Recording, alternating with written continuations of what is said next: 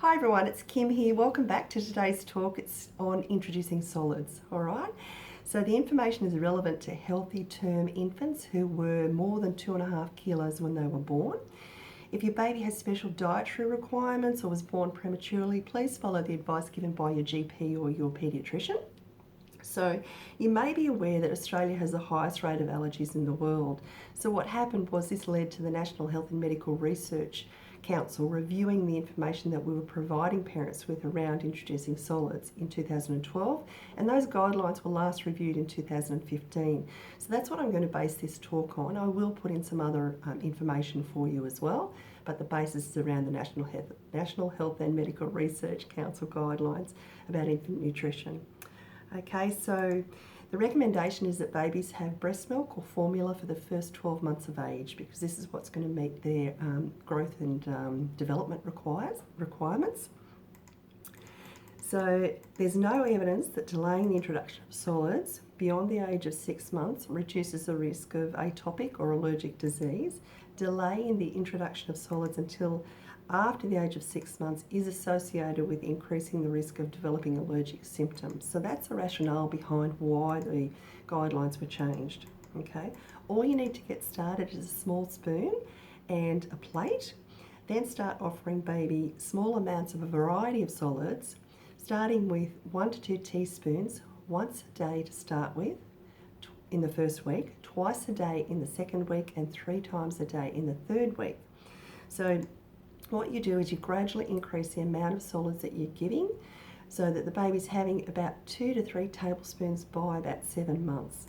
But just remember that every baby's different and this is just a guide. Okay, so when I talk about a variety of solids, it means a variety of all foods. The only foods they really say to avoid are honey, because that can cause botulism, and botulism is a type of poisoning.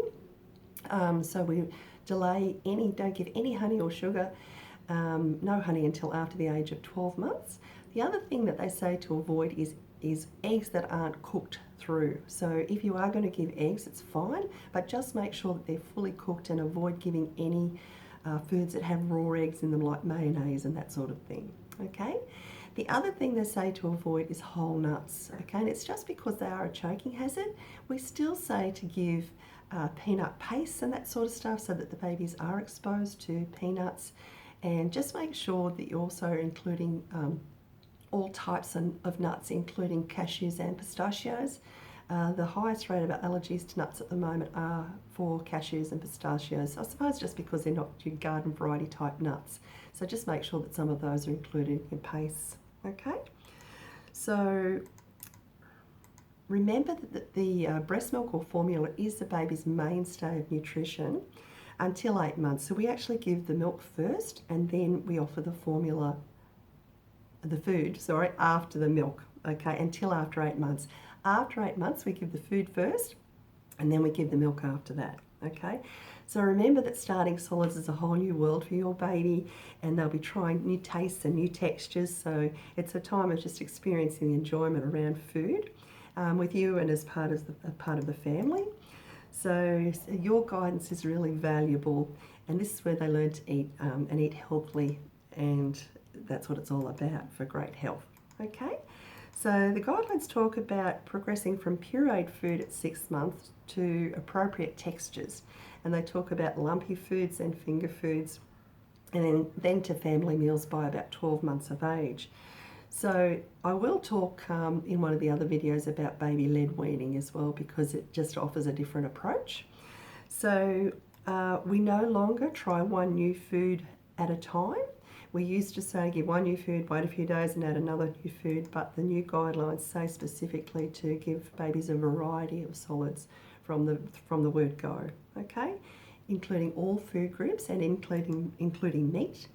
What happens is that the baby's iron requirements increase markedly at 6 months of age. They do need to have iron-rich foods, or such as meat, egg yolk, that sort of stuff, or iron-fortified foods. So if you're vegetarian, of course, or if it's culturally inappropriate that the baby have meat, then of course that's your choice, and you'll just find other foods that are rich in iron. Okay, so If you are making up formula or offering the baby water, and I'll talk more about that in a minute, the recommendation is that you use cooled boiled water until the age of 12 months of age. You can use bottled water, but it's not necessary, and we don't recommend using mineral water or soda water to make up formula.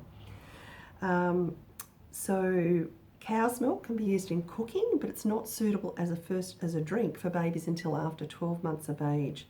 Soy milk, almond milk, oat milk, those other milks are not suitable for babies under 1 year.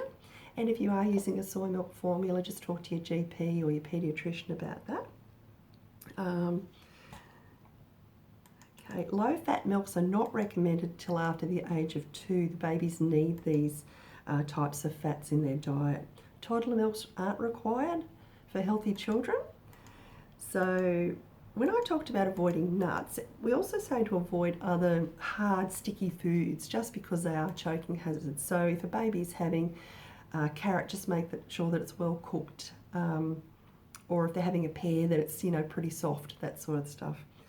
So as I said before, it's no sugar or no honey. Honey's, the recommendation around honey, of course, as I said, is not to give it until after 1 year of age because of the risk of botulism. So, but there's no honey or sugar required, and it's actually recommended that sweeteners aren't added to baby's food. The other thing I didn't say was about why we don't give eggs that aren't cooked all the way through, and it's just because there's a risk of the babies getting salmonella, and that can be harmful to babies. So the other recommendation is we don't add salt to infants' food, as this can affect their kidneys. And we avoid high fats, high sugar, salt intake type foods like cakes, biscuits, potato chips. They just don't need them.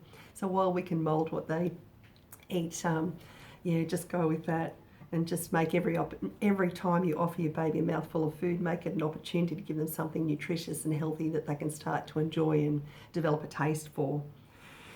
So propping the bottle and leaving the baby to feed without supervision is not recommended, as the baby could fall asleep while the bottle's propped, and then they're at risk of choking, and it also increases the risk of dental caries.